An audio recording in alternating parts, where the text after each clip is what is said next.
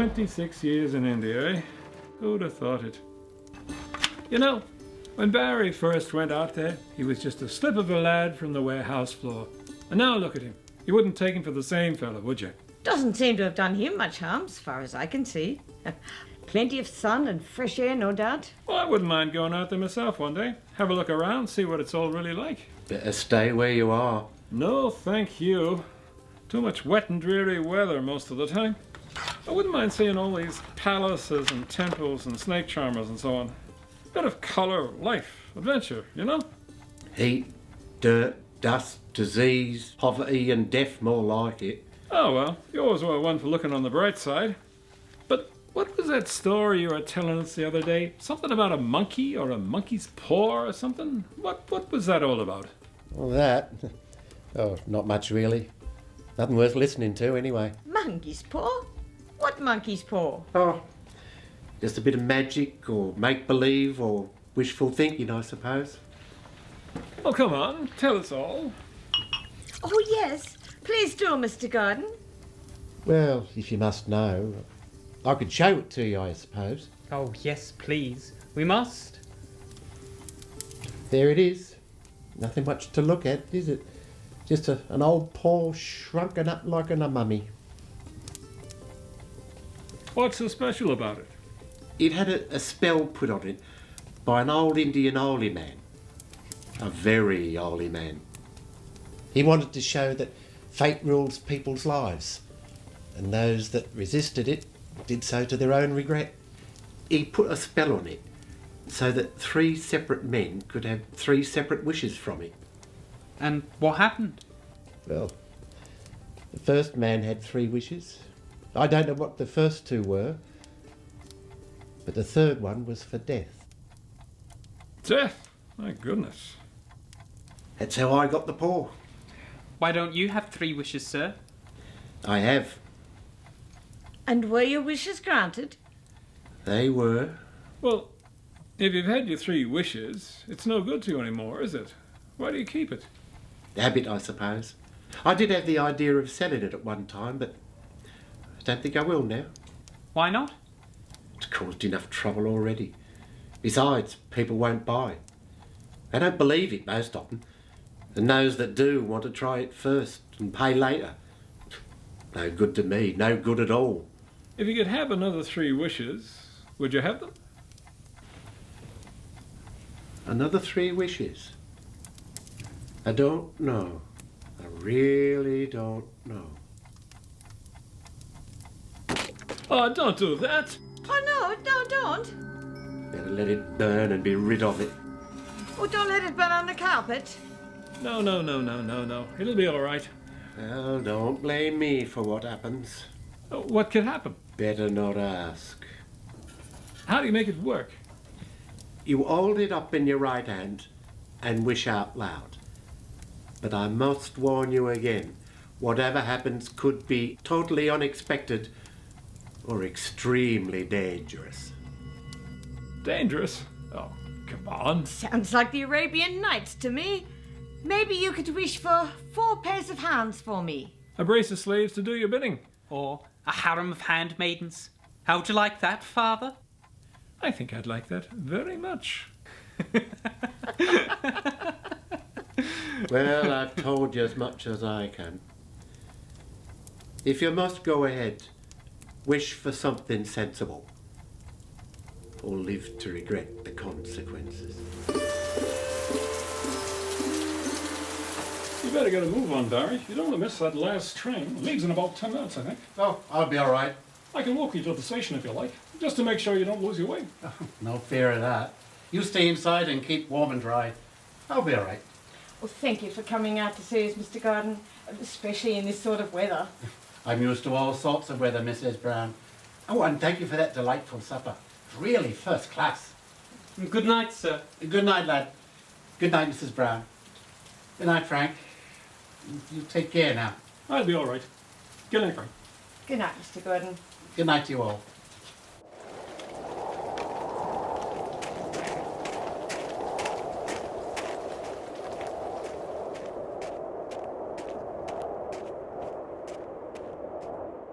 If that story about Monkeys Paw isn't more truthful than the others he's told us, we shan't make much out of it at all.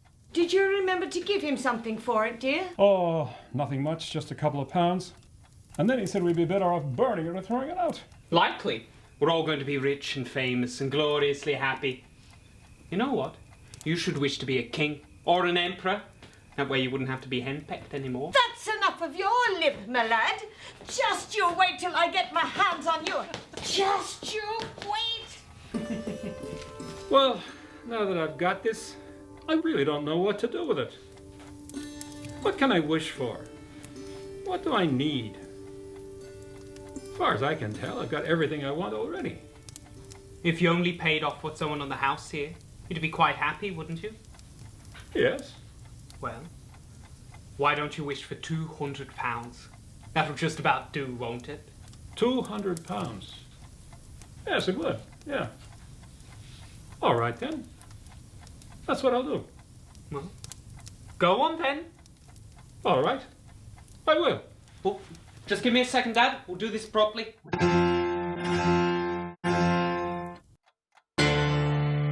I hereby wish for £200. Ah! It jumped out of my hand just as I was wishing. It jumped out of my hand like a snake. Well, it's quite dead now, and I don't see any money anywhere. And I bet we never will.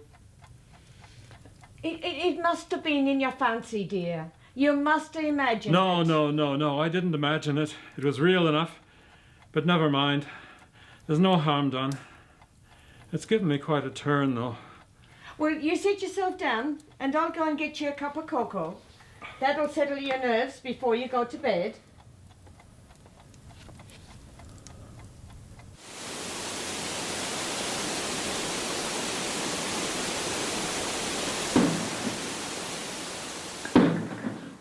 Damn it! What the hell was that? Ugh. It was just the door up in Harry's room. You obviously left your window open again. I'll shut it. No, I'll go. You stay and finish your cocoa.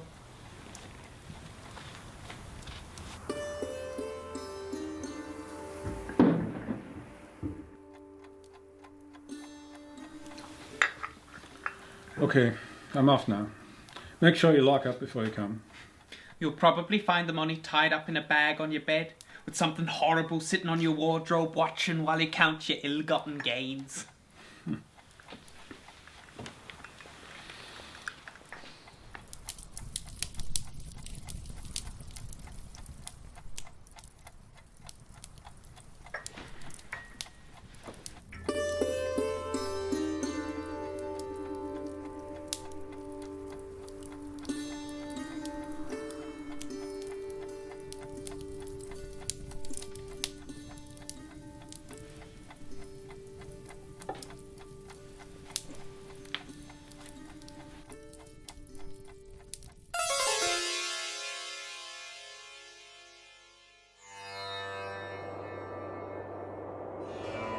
Fancy us listening to such nonsense as we had to last night.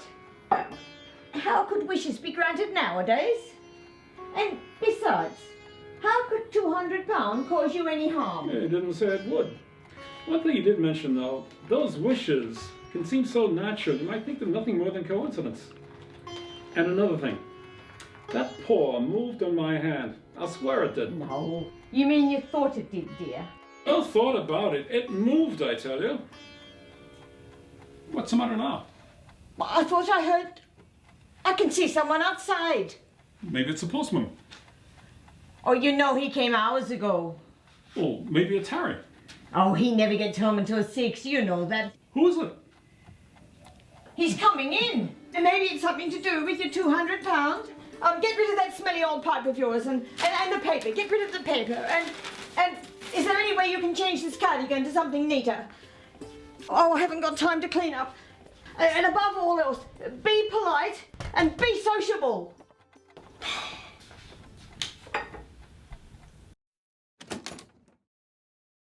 Good afternoon. Good afternoon. My name's Hall, Frederick Hall. I'm very sorry to have to intrude on you in this way, but are you Mrs. Brown? Are you the mother of Harold Brown? Yes, Harold Brown. Please come in. This is my husband. Hello, Mr. Brown. My name's Hall, Frederick Hall. How do you do, Mr. Hall? And what can we do for you today? I've come from Moore and Megan's. Where Harry works. Has something happened to Harry? Now, just a minute, dear, just a minute. Don't jump to conclusions. Let the gentleman say his piece. I'm sure you haven't brought any bad news with you, have you, Mr. Hall? Has he been hurt? Is he in pain? Yes, badly hurt, but not in any pain. Not now. Oh, thank God for that. There, old girl. There. Is our boy dead? Oh, no. Oh, God. It happened late in the morning. There's nothing anybody could do about it. He was caught in the machinery. Caught in the machinery. Oh, God. It's very hard on us. Very hard. He was the only one left. The only son. I don't know what we're going to do now. I just don't know. The firm wishes me to convey to you their great sympathy for your loss. I hope you'll understand that I'm just their servant and only fulfilling their orders. But I've been instructed to say that Moore and Megan disclaim all responsibility. They accept no liability at all, but in consideration of your son's services, they are prepared to offer a certain sum as compensation for your loss. I'm terribly sorry, but that's all I'm permitted to tell you. Compensation, you say? Yes, How much? £200. £200!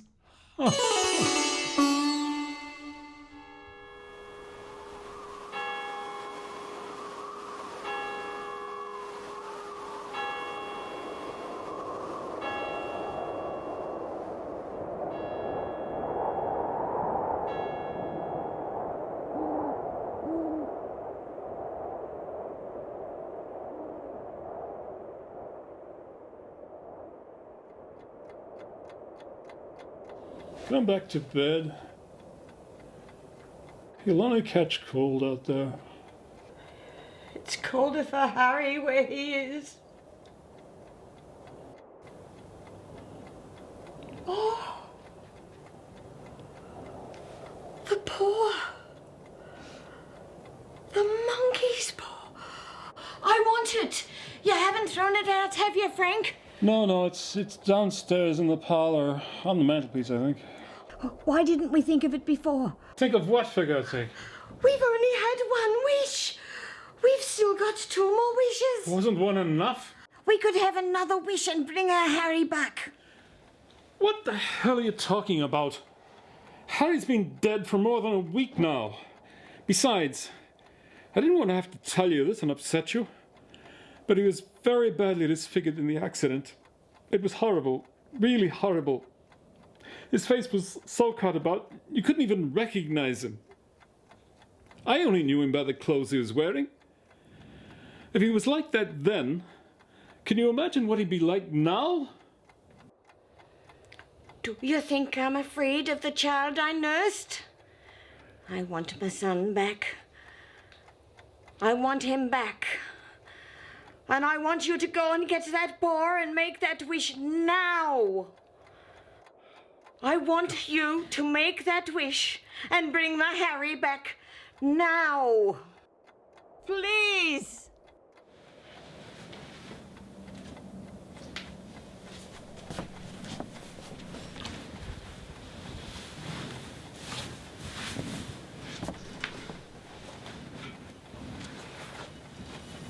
Thank you.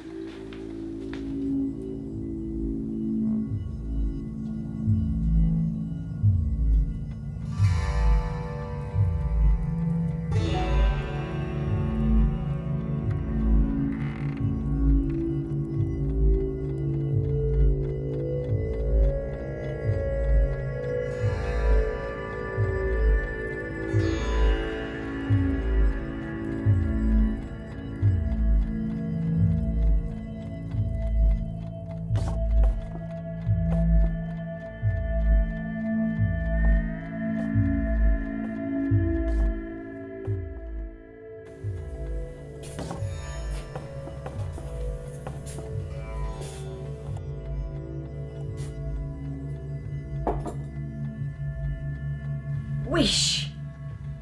No, I'm not going to. Wish. Don't you realize it's wicked and foolish and quite insane? Wish. No. Wish.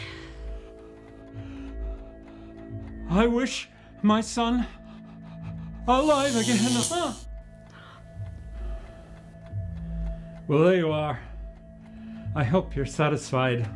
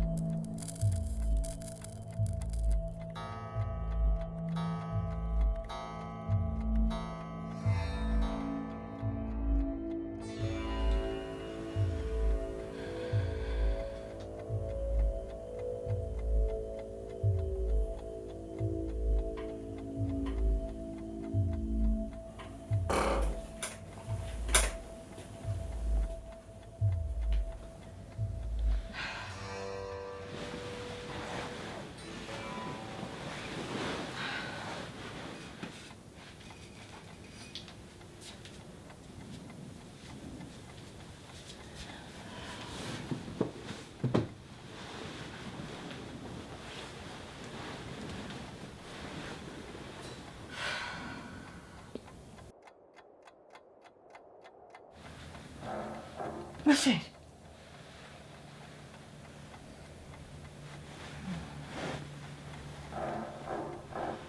Did you hear that? It's a rat.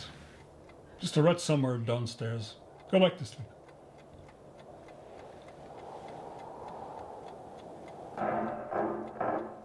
No, no. That's my boy. That's my Harry. That's my Harry. That's my boy. Go back to sleep. Let it alone. I forgot he was 2 miles away. No wonder it's taken him so long. I must go down to him. Don't be a fool. I've got to Go go to back him. to sleep. Let me go. I'm coming. Come back to boy. bed and go to sleep. Let me go. Let me go. I want to see my boy. Mummy's coming, Harry. Please wait for me, Harry. Oh, Frank. Frank, come and help me with this, will you, please?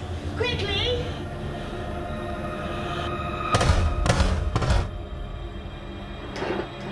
I wish my son died again.